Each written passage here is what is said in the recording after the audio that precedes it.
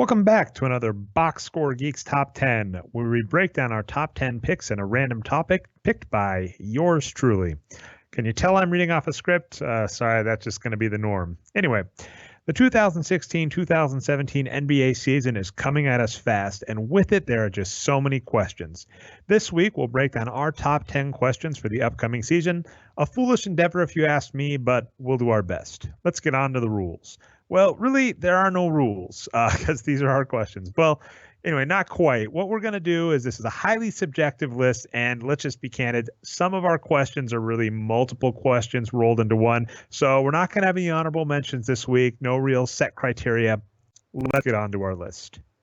Number 10. What is Boban Marjanovic's ceiling? Hope I didn't butcher his name too bad. Anyway, last season in a mere 500 minutes, Boban played like a star. The Spurs kept him on the bench in the playoffs and then let him walk this offseason.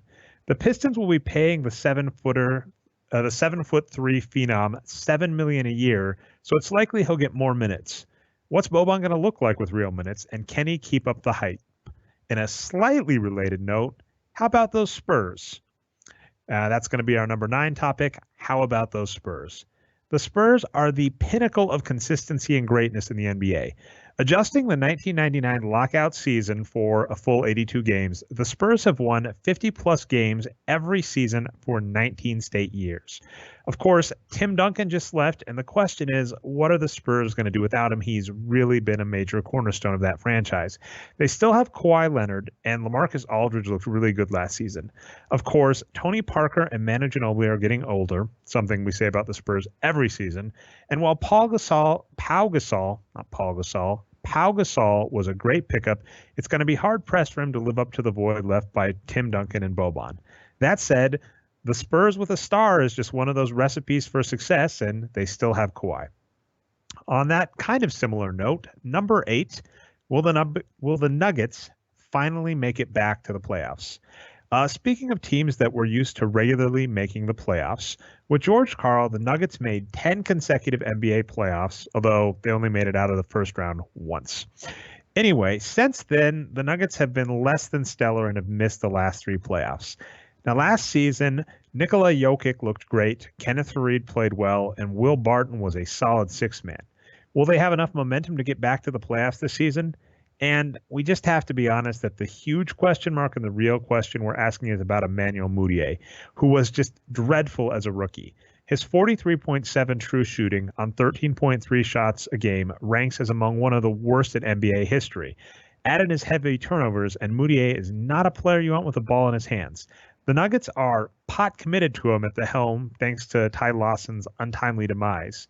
Wow, horrible. Departure. I had departure in the script. I read demise. Sorry, listeners. Anyway, thanks to Ty Lawson's untimely departure, the Nuggets are committed to Emmanuel Mudiay. Can he bounce back during his sophomore season? All right, number 7, a happier topic, thankfully. What will the Warriors' offense look like? Look, let's not pretend that the Warriors are going to have any issues. Barring major injuries, this team is just going to win lots of games and is going to have one of the best offenses in the NBA. Steph Curry, Klay Thompson, and Kevin Durant are 3 of the best three-point shooters, let alone shooters in NBA history, and they now share a team. What is this offense going to look like? I expect great things, and I can't wait to find out. On to number 6. Will LeBron James' health hold up?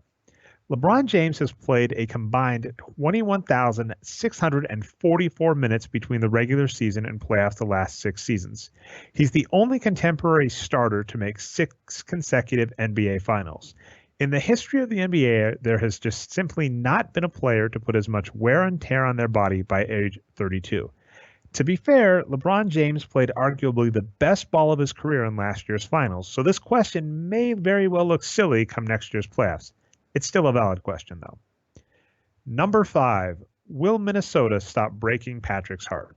I don't know if you know this, but Boxscore Geek co-host NBA Geek Patrick Mitten is a huge Minnesota Timberwolves fan, even though he may tell you otherwise. Karl Anthony Towns looks like the best young in the NBA since Shaq. The Wolves wisely took Ricky Rubio off the trading block. Can they finally stop sucking and maybe make it back to the playoffs? There's only so many times we at the Box Score Geeks can watch Patrick get optimistic about this team only to have his poor heart broken. On to number 4. Will the Giannis Antetokounmpo at point guard experiment work out? We've discussed how Giannis's performance has steadily improved as he's played smaller and smaller positions. Can he join the ranks of Magic Johnson and Penny Hardaway in being a dangerous weapon from the point? Side note, is there any coach outside of Jason Kidd that would have actually made this call and put Giannis at the point? Who knows, but we'll have to see how it turns out this next season. Question number 3. What will Anthony Davis's health look like? I know, another health question. That said, Anthony Davis is starting to turn into a villain in a Bruce Willis film, given how much he's been injured. It's already happened this preseason. When Anthony Davis is healthy, he's one of the best players in the NBA. At this point, though, he just may never be healthy enough to show the star power he actually has. On to question number 2. What will the Bulls do?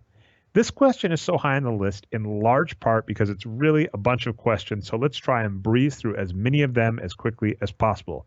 First off, which Rajon Rondo are we going to see? The ball distributing force from Boston and Sacramento, or the bad Rajon Rondo that showed up for Dallas? Also, how will the players and coach Hoiberg get along?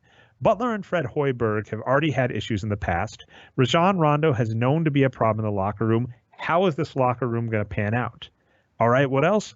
Will Dwayne Wade defer to his teammates for a graceful twilight in his career, or will he dominate the ball and sink the Bulls? Rajon Rondo is one of the best distributors in the NBA, and Butler is also a force with the ball in his hands. That logically means that Wade should be the odd man out here. Of course, he's been the man for most of his career, so will he make the logical step, or will he make the Kobe step? The Bulls really candidly have one of the biggest windows in terms of possible wins. In the right circumstances, I think they could be top of the East, but they could also implode and be headed to the draft lottery before we've hit the All-Star break. Now, the only team with more questions than the Bulls, let's get to it, the 76ers. I think we called this questions about the 76ers, so we didn't even have a real question. But let's get on to it. We knew the 76ers were going to be in the top of the list, and let's go through a couple of the questions we have. Will Embiid actually play, and will he make an impact?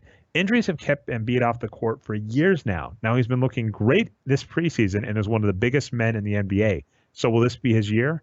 How about Nerlens Noel? He's also had injuries concerns, and he's had 2 decent NBA seasons so far.